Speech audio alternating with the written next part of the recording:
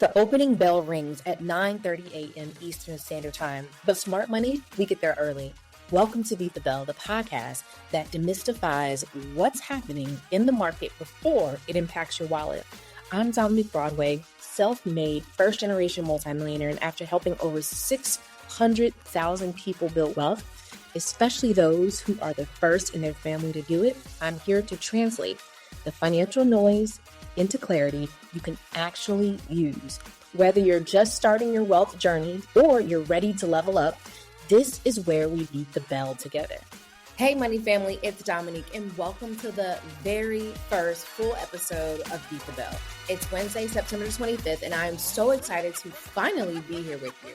Now, normally you'll catch me on Mondays and Fridays. Mondays for the week ahead preview and Fridays for the recap of what actually moved your money.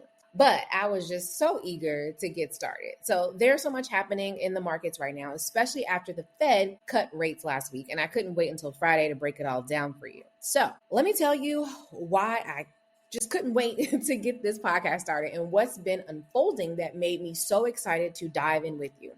So we had the Fed cut rates by 0.25% to 4.0% to 4.25%, or from 4.25% last Wednesday, which was exactly what everyone expected. But then the real story started emerging as we got data about how people are actually feeling about the economy. And y'all, it's fascinating from an investor's perspective. So consumer sentiment just dropped to 55.4 in September. That's the lowest since May and a significant drop from 58.2 in August. Here's what caught my attention. About 60% of consumers are bringing up tariffs unprompted in these surveys. 60%. So that tells us that tariffs aren't just Washington talk. They're hitting people's everyday lives and decision making.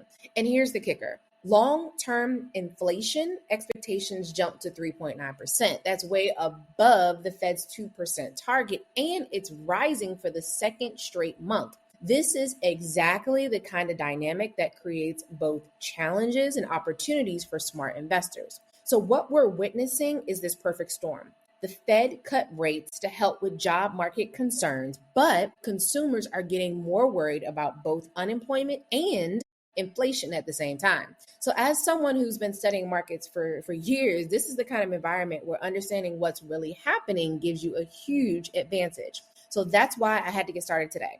We're in this fascinating economic moment where every piece of data matters, and I want to make sure that you're ahead of the curve.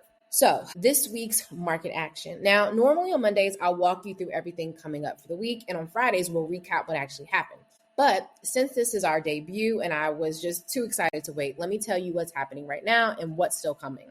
So today, we're getting several key reports that are helping shape this story. Durable good orders, which tell us if businesses are confident enough to invest in equipment. We're also getting revised GDP numbers and jobless claims.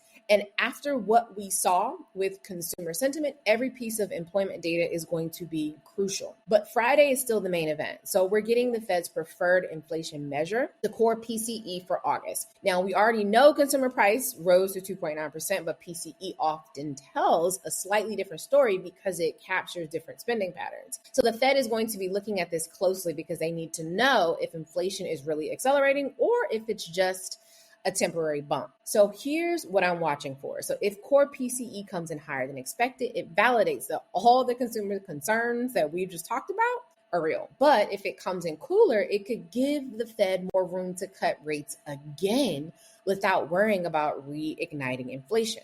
We're also getting the final Michigan sentiment reading on Friday. So this is the preliminary reading was pretty rough. So let's see if the final numbers tells the same story or if there's any improvement at all. And on the earnings front, we've got some interesting companies reporting that will start telling us how tariffs are affecting their costs and what they're seeing in consumer demand. So this is where we get the real story about what's happening in the economy beyond the government data.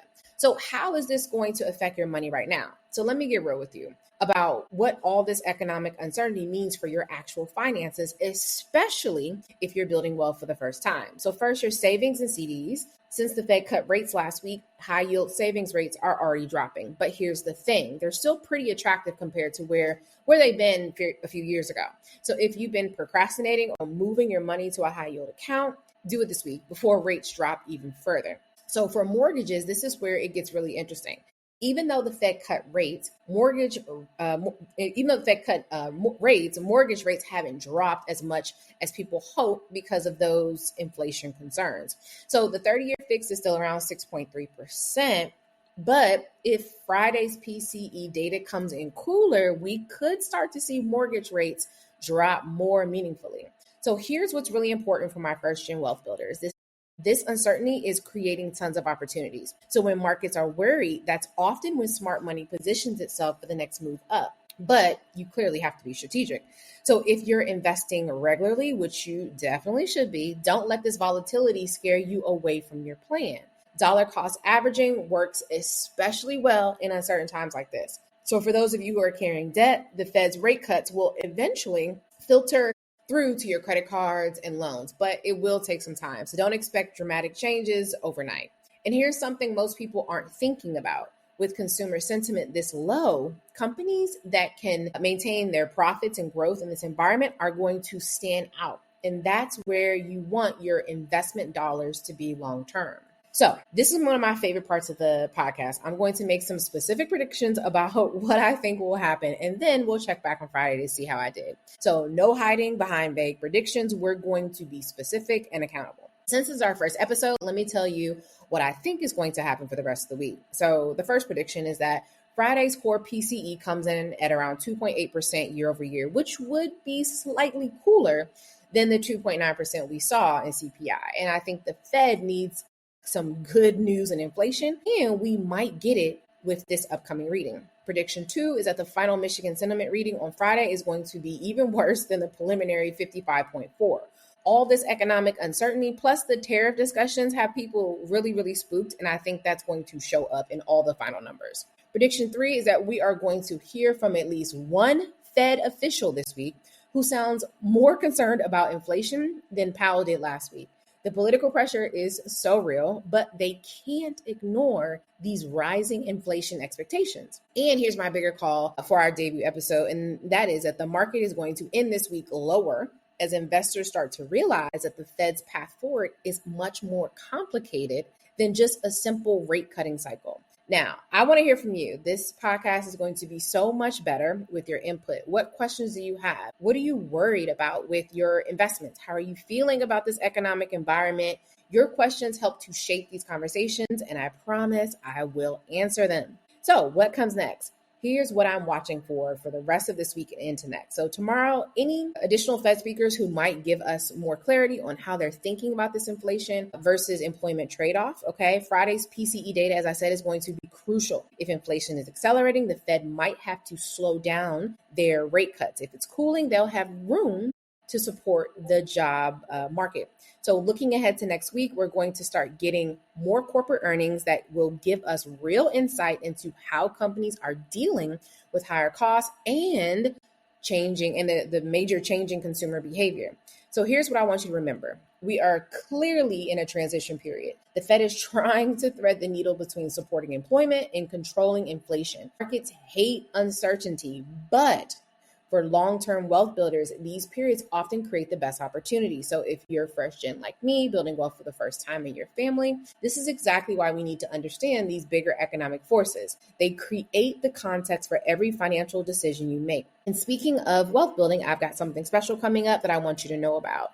Before I let y'all know, I want to tell y'all about this upcoming investing masterclass. Is going to be perfect for anyone who wants to understand how to navigate markets like some of the ones we've been discussing. So whether you're just getting started with investing or you want to level up your strategy, this masterclass is going to give you the tools and confidence that you need. So we're going to break down exactly how to read market signals, how to create your portfolio, how to position your portfolio from different economic scenarios, and honestly, just how to get started and how to stop procrastinating. So the link is in the show notes, so you can sign up, grab your spot. It's free. And look, I launched this podcast because I believe that when you understand what's really happening in the markets, you can make smarter decisions with your money. So whether you're the first in your family to invest or you're building on existing wealth, knowledge is still your superpower. So here's what happened next. I'll be back with you on Friday for our first official recap episode. We'll see how my predictions played out